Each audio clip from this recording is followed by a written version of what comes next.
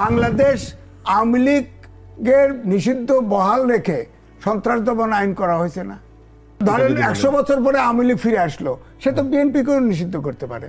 যে জায়গায় turning point হবে, যেই জায়গাগুলো দিয়ে আমার দেশে একটা আমূল পরিবর্তন আসবে, যেই পরিবর্তনটা আমরা চেয়েছিলাম, তার ভিতরে ধরেন গুম কমিশন অধ্যাদেশ, তার ভিতরে মানবাধিকার কমিশন অধ্যাদেশ। আপনি দেখেন একযোগে পুরা মানবাধিকার কমিশনের যারা আছে সবাই পদত্যাগ করলো, মানবাধিকার কমিশন অধ্যাদেশ বাদ দিয়ে কি করলো, 2009-এরটা পুনর্বহাল করলেন আপনি। তা আপনি বিশ্বাস করেন জিনিসটা কেমন হলো? তো এটা তো দৃশ্যমান, যেটা একটা এক্সাম্পল, এটা একটা বার্তা তো দিল। কিচ্ছু করতে পারেনি তারা একটা বার্তা তো দিছে যে এটাকে এইভাবে করা হয়েছে। এখন আসেন আপনি পোক্ত করে আনবেন পরের ব্যাপার, পার্লামেন্টটা 5 বছরের জন্য আমি ধরে নিব। আপনি তো এইটাকে অধ্যাদেশটাকে আইন করেন, আপনার কাছে অপশন আছে, অ্যামেন্ডমেন্ট এনি টাইম আনতে পারেন এবং 2/3 মেজরিটি আপনার আছে এনি টাইম। আপনি এখন অধ্যাদেশটাকে আইন বানায় ফেলেন না, সমস্যাটা কোথায়? অনেক সমস্যা দূর হয়ে যায়। সেটা যদি আপনি ইন্টেনশনালি, এটা যদি শুরুতেই আপনি জিয়ে রাখেন, মানে শুরুতেই যদি তৈরি করে ফেলেন, এটার কৈফিয়ত কি? এটার কি কৈফিয়ত আছে? এখন আসেন আপনি জুলাই সনদ বাস্তবায়ন করাটা একটা বিশাল ব্যাপার, এদের দরকার। আমাদের তো পরিবর্তনটার সাথে জুলাই সনদ, গণভোট, এটা খুবই খুবই জরুরি। কিন্তু এখন বিরোধী দল যদি মাঠে যায়, আলটিমেটলি আন্দোলন করে, কি হবে? কি সেটা হচ্ছে আমার মতো সাধারণ লোক চিন্তায় আছে যে জনদুর্ভোগ বাড়বে। না, এই যে আপনি মাঠে গিয়া হবেটা কি? এখন এই যে মাঠে গিয়া হবেটা কি, এইটা যদি 2/3 মেজরিটি পাওয়ার পর আপনি চিন্তা করেন যে কিছুই করতে পারবে না, এটা চিন্তা করলে আপনার অন্য কথা। মাঠে গিয়ে করবে কি, এটা আপনি ভাববেন কেন? আপনি প্রধানমন্ত্রী বা সরকারি দল, সবার দায়িত্ব তো আপনার উপরে। বিরোধী দলের যারা এমপি, তাদের ট্যাক্সও আপনি নেবেন, তাদের সুবিধা অসুবিধাটা আপনি দেখবেন। যদি তাই হয়, তারা মাঠে কেন যাবে? মাঠে যাওয়া থেকে বিরত রাখার জন্যে, পার্লামেন্টটাকে সচল রাখার জন্যে, চলমান রাখার জন্য, বাইরে যাতে না যায় সে দায়টা আপনাদের। আর যদি মনে করেন তারা বাইরে যাবেই, আমার ভাই পার্লামেন্টে কি হবেটা কি? আমার তো এই পার্লামেন্টে কোনো ফাংশন নাই। তো তার মানে বলতে পারি যে আমরা পার্লামেন্ট আস্তে আস্তে ফেল করার দিকে যাচ্ছে। হ্যাঁ, আপনি বলেন না পার্লামেন্টের ফাংশনটা কোথায় আমার? আপনি কালকে বিরোধী দল গেল না, 90 ওয়ার্কিং ডে, 88 দিন পরে এসে পার্লামেন্টে বসবে, একটা তর্কের খাতিরে বলছি। মেম্বারশিপও রইল, সবই রইল, কিন্তু পার্লামেন্ট অচল রইল। এই যে পার্লামেন্টে আমরা আগেও দেখেছি, না আগেও দেখেছেন, আমরা তো সেই পরিবর্তনটা চেয়েছিলাম। তা সেই পরিবর্তন হইলে আমরা তো কোনো অ্যাঙ্গেলে দেখতেছি না গণতান্ত্রিক সরকারের গণতান্ত্রিক রূপটা তো আমরা কোথাও দেখছি না। যেমন ধরেন আপনি যে সিটি কর্পোরেশনের প্রশাসক নিয়োগ করলেন, 1 জন 2 জন করেননি, 11 জন। তারপরে জেলা পরিষদের চেয়ারম্যানও নিয়োগ করলেন। আপনি নির্বাচিত সরকার, গণতান্ত্রিক সরকার, আপনি গণতান্ত্রিক সরকার সব একেবারে এমন পদ্ধতিতে যাচ্ছেন, কোনো নির্বাচনের নামগন্ধ নেই। আপনি আরেকটা জিনিস লক্ষ্য করে দেখেন, সরকার হিসাবে প্রাসঙ্গিক আসতেছে, আপনার সরকারি সব জেলায় একটা করে জেলা স্কুল আছে না? না রাজীব, একটা ব্যাপার মানে আপনি যেটা বলছেন সেটা কি রিভার্স করে ভাবা যেত কিনা? মানে আমার এটা জাস্ট কিউরিওসিটি, যে যেমন ধরেন 113টা তো একদম নির্দ্বিধায় মানে এই সরকারি দল নিয়ে এসছে। এখন ধরেন যে 16টা, সেইটার উপরেই আরো আলাপ আলোচনা, মানে আরো বিরোধী দল আরেকটু সহনশীল হতে পারতেন। সহনশীল মানে কি বলেন না? সহনশীল মানে কি? আরেকটু আলাপ করা, এগুলো বাতিল করেনি। না, বাতিল করেনি, কথাটা ওখানে না। তো আপনি যেগুলো পাস করে ফেললেন, সেটা কোনো ইফেক্ট পাইছেন আপনি? না, সেটা তো এত তাড়াতাড়ি তো না, আপনি কোনো ইফেক্ট নাই তো এটার। যেগুলো পাস করানো, সেটা কোনো ইফেক্ট নাই। ইফেক্ট যেমন গুম কমিশন, এটা বিরাট অধ্যাদেশ, এটা বিরাট ইফেক্ট। এখন আপনি যদি বলেন যে রাষ্ট্রদ্রোহী হিসাবে একটা লোকের আটক রাখা যাবে, তাহলে পিছের সরকার যদি বলে একই কথা, অপরাধটা কোথায়? আপনি বললে তো টার্নিং পয়েন্ট বিচার বিভাগের বিচারক নিয়োগটা বিচারকরা করবে, এই ছিল বিধান সহজ বাংলায়। সেটা নিয়ে আসলাম আমার কাছে। তার মানে আমি যখন বিচারকের পাশ দিয়ে হাঁটবো, নির্বাহী বিভাগের কাছে অনেক কিছু ফেরত না, আমি নির্বাহী বিভাগের লোক যখন হাঁটবো, তখন বিচার বিভাগের লোক ভাববে উনি আমার নিয়োগকর্তা। এটা আমরা চাই নাই। হ্যাঁ, এটা একদমই। তো আপনি এটা ঠিক করবেন কেন? 2/3 মেজরিটি পাওয়ার পর দেখবেন আইনের উপরে খুব ডিপেন্ড করে। কিরকম জানেন? হ্যাঁ, আদালতে যেতে পারে, আদালতের এখতিয়ার আছে, আদালতের সিদ্ধান্ত, এবং আদালতের কনফিডেন্ট থাকে তারা। কেন? তার মানে কি ফলাফল তার কাছে আসবে সেই জন্যে? তাহলে এত কনফিডেন্স আদালতের উপরে কেন? বিগত 16 বছর তো এদের কারো আদালতের উপরে কনফিডেন্স ছিল না। আজকে 2/3 মেজরিটি পাওয়ার পর আপনাদের আদালতের উপরে কনফিডেন্স গ্রো করেছে। এই কারণে করেছে যেহেতু বিচারক নিয়োগ অধ্যাদেশটা আমি বাতিল করতে পেরেছি, তাই কনফিডেন্সটা বেড়েছে। আমি চ্যালেঞ্জ করে দিচ্ছি, এই বিচার নিয়োগের অধ্যাদেশটাকে আইনি রূপ দেখ, তারপর দেখ। যে আমাদের বিরোধী দল 18 এপ্রিল থেকে সংসদের বাইরে চলে আসছেন তাদের দাবি দাওয়া নিয়ে এবং কর্মসূচি নিয়ে, এবং একই সাথে আমরা একটা প্রশ্নেরও মানে উত্তর খুঁজছি, তা হচ্ছে জনদুর্যোগের পথে কি আমরা আবারও হাঁটছি? আমাদের মতো সাধারণ লোকদের কি দুর্যোগ আবারও বাড়তে যাচ্ছে আজিজ ভাই? আর সাথে মানে রাজ্জাক ভাই যা যা বলেছে। না দেখেন, মেজর কয়েকটা অধ্যাদেশ সেটা টাইম বার্ড হয়ে গেছে, বাতিল কিন্তু হয় নাই।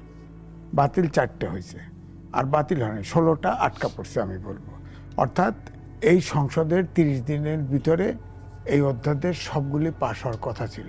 আমি আগেই বলেছি 30টা সবগুলো ফেরেস্তা না সংসদে, এগুলো তো গুতোগুতি এর ঠেক দেওয়ার জন্যে। 133টা অধ্যাদেশ কীভাবে পাশ করবে বলেন? ড্রাফট করছে একটা ডেপুটি সেক্রেটারি, এগুলো ভেরিফাই করতে পারে। সবচেয়ে বড় কথা আপনি দেখেন, এই যে দুর্নীতি দমন কমিশন, এটা টাইম বার্ডে পড়ছে। জাতীয় মানবাধিকার কমিশন, গুম কমিশন, গণভোট আদেশ, এই সব 20টি অধ্যাদেশ আটকা পড়ছে। আমার সরকার কি নির্বাহী বিভাগ দ্বারা নিয়ন্ত্রিত হচ্ছে? না, এটা হচ্ছে কি, আমার বক্তব্য আমি আগেও বলার চেষ্টা করছি যে এগুলো আইন হবে, অধ্যাদেশ পাশ মানে আইন হবে।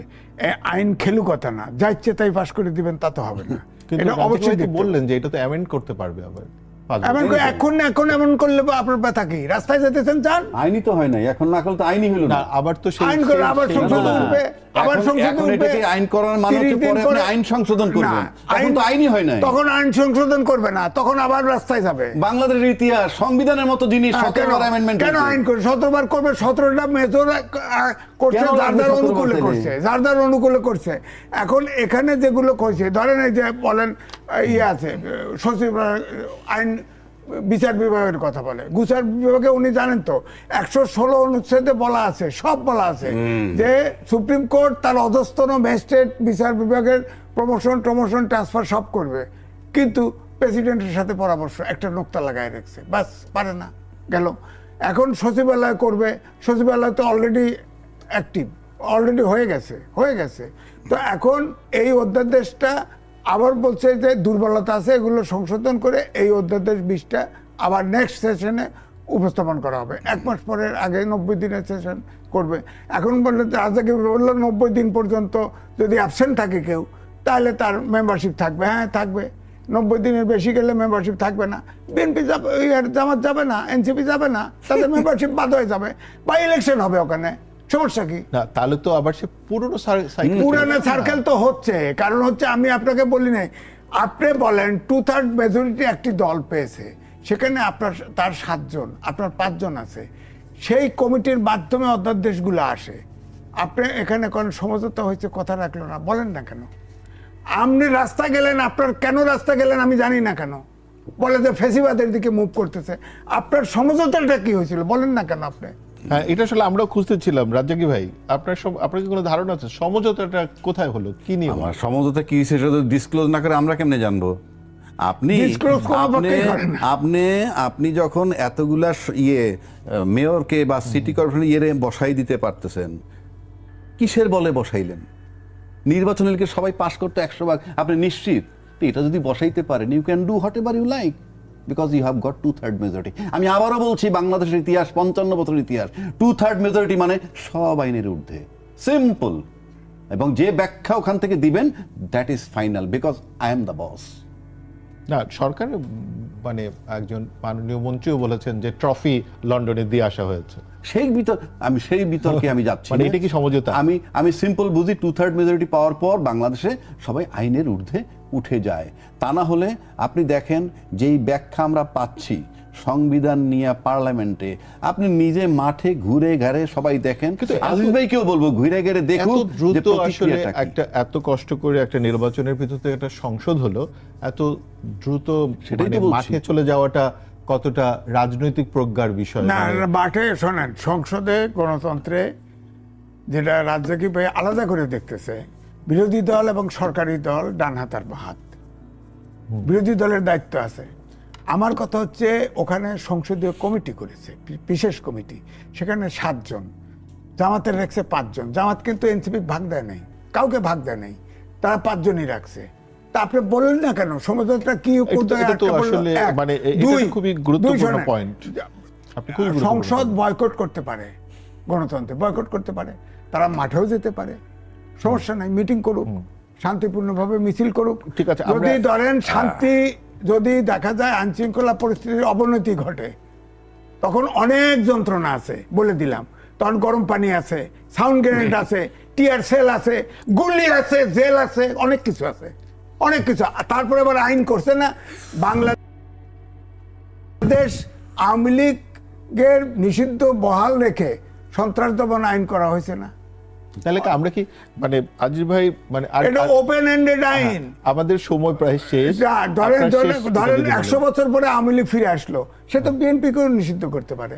আবার বিএনপি যে রাস্তায় গেল না, তাফালিং করলে বিএনপিও তাকে নিষিদ্ধ করতে রাজ্জাকি পারে। ভাই আমরা কি পুরনো সেই সার্কেল, সেখানে এই যে গ্রেনেড যেটা বলতেছে, মানে টিয়ার সেল, তারপরে হচ্ছে গরম পানি। আমার কাছে মনে হয় কি জানেন, পার্লামেন্ট যখন যেমন নিষ্ক্রিয়, আমাদের এই আলাপগুলোর এফেক্টটাও নিষ্ক্রিয়। এটাতে কি হবে, কি আগের ধারাই তো আমরা যাচ্ছি। আমরা তো আসলে মানে যাতে তারা শুনে দুই পক্ষ একটু সমঝোতা আপনি সব বাদ দেন না, আপনি একটা জায়গা থেকে বিচার বিভাগের সচিবালয়টা হয়ে গেছে, এই একটা জায়গা আমরা ছাড় দিই, তাদেরকে স্বাধীন করে দিই, আপনি দেখবেন কারো কনফিডেন্স থাকবে না কোর্টের উপরে, তখন কারো কনফিডেন্স থাকবে না, কারণ কি জানি কি হয়। আর এখন কনফিডেন্স থাকার কারণ কি? কারণ সচিবালয়টা আমি বন্ধ করে দিলাম, নির্বাহী বিভাগের অধীনস্থ চলে আসলো, আমি হাঁটবো, সবাই ভাববে আমি নিয়োগকর্তা, শেষ।